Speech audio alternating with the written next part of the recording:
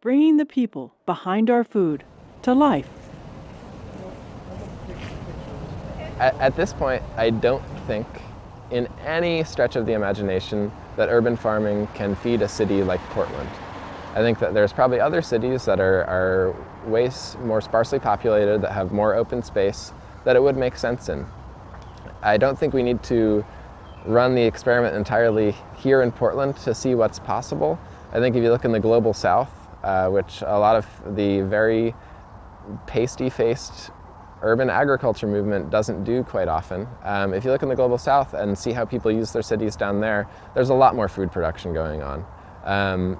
However, there's still a huge amount of dependency. People are going to want to eat grains. People are going to want to eat meat. We should probably eat a little bit less of both of those, but still people are going to want to eat them, and that production in the city is just not possible. I think if we were growing and eating 1% of all the food consumed in Portland, if 1% of it was grown in Portland, I think that'd be fantastic, and that'd be amazing, and it would just be so much more food being grown than currently is. Right now, the reasoning behind growing the food in the city is it's a good thing to do, and that sounds kind of trite. However, it's a fine thing to do with your time.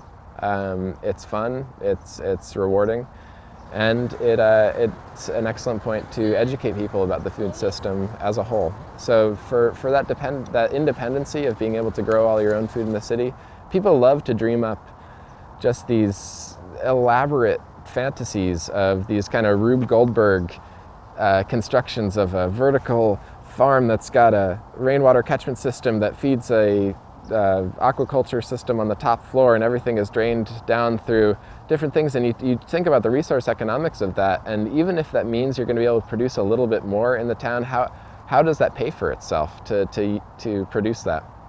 It's fun, it's techy to imagine all these things, but the most effective way to feed people, which we find, is growing food in good soil. And part of that, rather than thinking about how do we become entirely independent as a city, we can look towards repairing our urban-rural relations and making sure that it's less of a parasitic relationship between the city and the country. And one way to ensure that is to expose people in the city to what the reality of growing food is, so people maybe have a bit more appreciation for that and recognize all the work that goes on out of the city to provide our luxury. Which ones would you like? Oh, we gotta have some blueberries.